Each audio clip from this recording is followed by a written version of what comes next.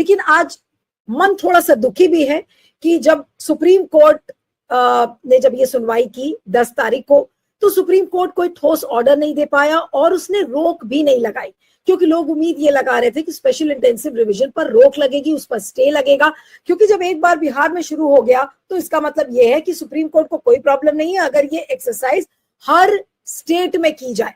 लेकिन इससे होगा क्या? नागरिकता पर सवाल खड़े होंगे, लोगों के वोटिंग अधिकार छीने जाएंगे। क्या ये चीज अभी भी नहीं होगी? क्या इस चीज पर किसी भी मीडिया प्लेटफॉर्म ने आपसे बातचीत की है? और आज इसीलिए मैं इस सवाल को रेज कर रही हूं कि क्या सुप्रीम कोर्ट पर कोई एक बहुत बड़ा कार्टेल है जो हावी है, जो चुनावी लोकतंत्र का गला दबाने की कोशिश कर रहा है।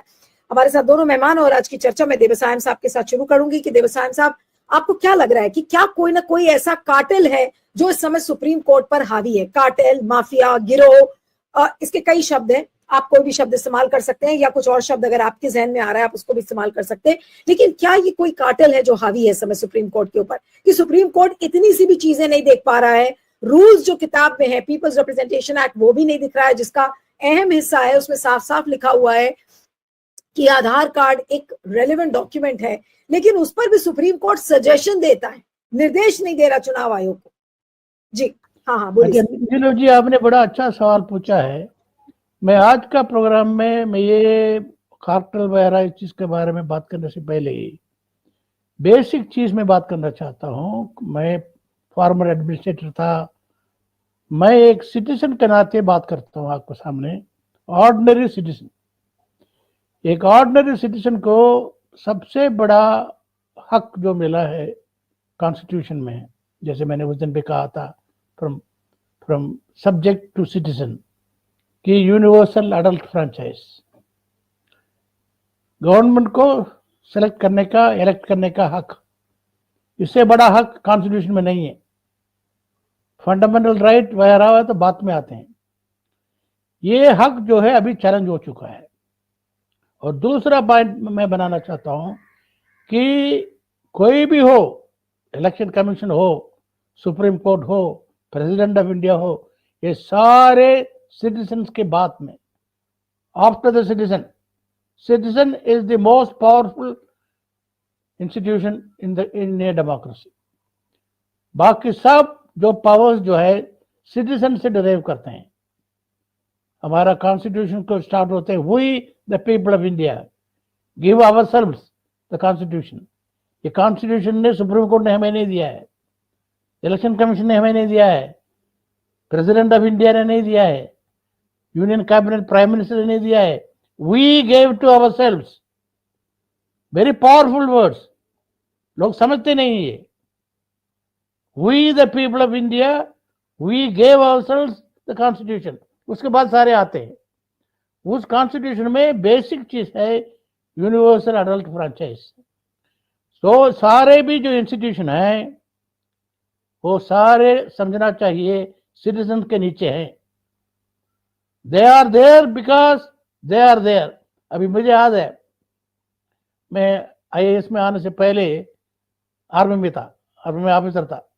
ऑफिसर में बटालियन में 1000 सोल्जर्स होते हैं और 20 ऑफिसर्स होते हैं। हमारा कमांडिंग ऑफिसर होता था, ये भी याद है, ब्रिगेडियर सुदर्शनम। तो ऑफिसर्स को घमंड आ जाता है, हम तो ऑफिसर है, ये है वो है। वो कहता है, सोल्जर्स को दिखा करके कहता था, you are here because they are there, they are not there because you are here. तो supreme court is there because citizen is there, election commission is there because citizen is there.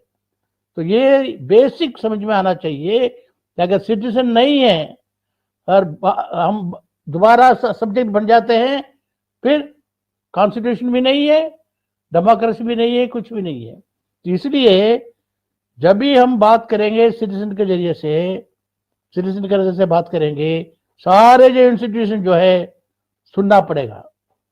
They have to listen, number 1। दूसरा, आप supreme court के बारे में बात की है, जो अभी रीसेंट केस की बात की है। मेरे विचार में ऐसे farmer administrator and a person, जो मैंने लिटिगन भी था, हाईकोर्ट में भी मैंने लिटिगन बन चुका हूँ। ये मेरा लिटिगेशन जो है मद्रास हाईकोर्ट में लिटिगेशन मैंने किया हो, पंजाब और हरियाणा हाई कोर्ट में किया हो, सुप्रीम कोर्ट में, तो लिटिगेशन में मुझे पता है। ये सुप्रीम कोर्ट को हम ओवरबर्डन कर रहे हैं। ये मामले जो है सब पॉलिटिकल पार्टी सब भाग रहे हैं, सुप्रीम कोर्ट भाग रहे हैं, सुप्रीम कोर्ट भाग रहे हैं, सुप्रीम कोर्ट भाग रहे हैं। ये बहुत गलत चीज हो रही है। मेरे अंडरस्टैंडिंग है, प्राचा साहब है, वो सीनियर एडवोकेट है, वो क्लैरिफाई करेंगे। मेरे विचार में कॉन्स्टिट्यूशन में 2 जुरिस्डिक्शन है, आर्टिकल 226, आर्टिकल 32। आर्टिकल 226 जितना आर्टिकल 32 सुप्रीम कोर्ट है, आर्टिकल 226 हाई कोर्ट है। मेरे विचार में जितना पावर सुप्रीम कोर्ट है उतना ही पावर हाई कोर्ट में है। तो अगर कोई मामला रिट मैटर है, फंडामेंटल राइट मैटर है, तो पहले जो ये हाई कोर्ट में जाना चाहिए था। प्राचा साहब का केस देखो, ये जो अभी पीछे इलेक्शन कमीशन ने, गवर्नमेंट ने रूल्स बदला था कि ये जो सीसीटीवी ये वगैरह सारे रिकॉर्डिंग जो है वो बंद कर दिया, देना बंद कर दिया। कैसे क्यों बंद किया? उन्होंने पंजाब और हरियाणा हाई कोर्ट से ऑर्डर लिया है, सारे 90 हरियाणा का कॉन्स्टिट्यूंसी में रिकॉर्डिंग दो, सीसीटीवी दो, ये सारे दो। वो डर के तो अभी मेरे ख्याल में बॉम्बे हाई कोर्ट से भी उन्होंने वो ऑर्डर लिए हैं। तो हाई कोर्ट जो है आर्टिकल 226 का सारे रिट पावर उनके पास है। ये सारे भाग रहे हैं सुप्रीम कोर्ट।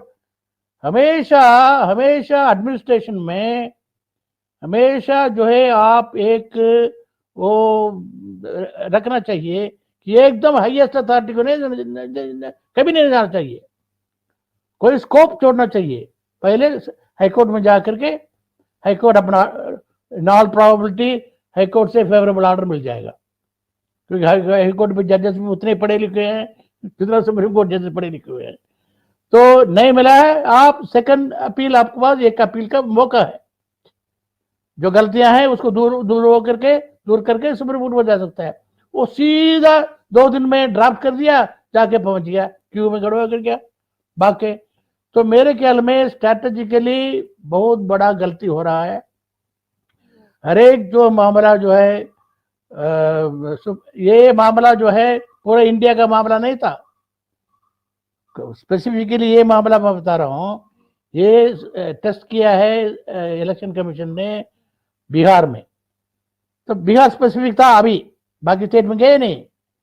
तो तब बिहार स्पेसिफिक है, वो बिहार हाईकोर्ट में जाना चाहिए था। और वहां जो ऑर्डर ने, नंबर 1 हाईकोर्ट में जाने का जरूरत नहीं था मेरे विचार में। ये तो पब्लिक मामला है, ये तो पब्लिक मामला है, डिसइनफ्रेंचाइजमेंट। डिसइनफ्रेंचाइजमेंट तो मेन प्ली तो है 30 to 40% जो है डिसइनफ्रेंचाइज हो जाएंगे। तो कोर्ट सबसे पहले ये पूछेगा कोई डिसइनफ्रेंचाइज हुआ है, what is your cause of action. See अभी तो ये अप्रहेंशन है ना, कोर्ट में जाने के लिए तो कॉज ऑफ एक्शन चाहिए।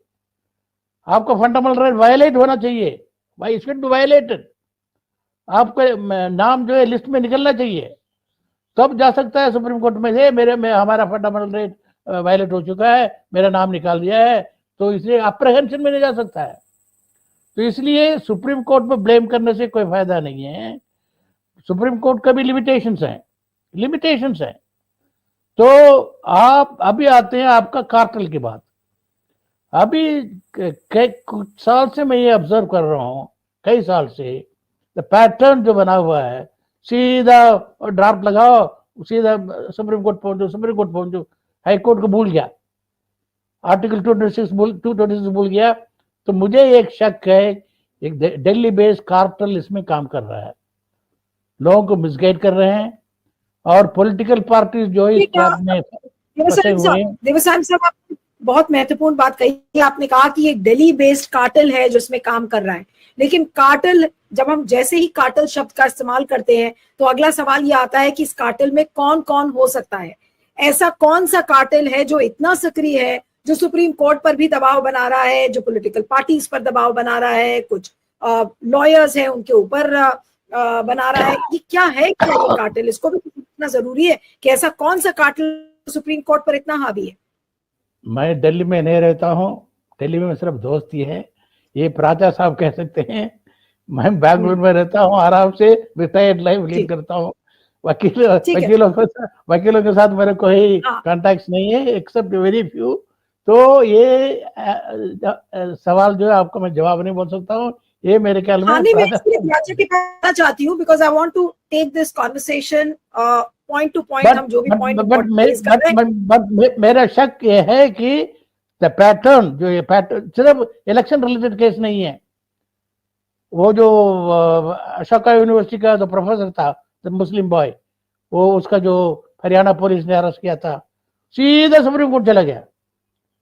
अरे उसके लिए तो सेशन कोर्ट है, पंजाब हरियाणा हाई कोर्ट है। मैं पूछा उसका क्लोज एक रिलेटिव से पूछा था क्यों, ठीक है, कोई जवाब नहीं है। हाँ, I don't want to digress to another case right now. Let's keep it to the point, and I want to come back to that point, important point जो आपने रेज किया कि Delhi cartel, Delhi based cartel है जो supreme court. There's a mysterious cartel, that much I can tell you.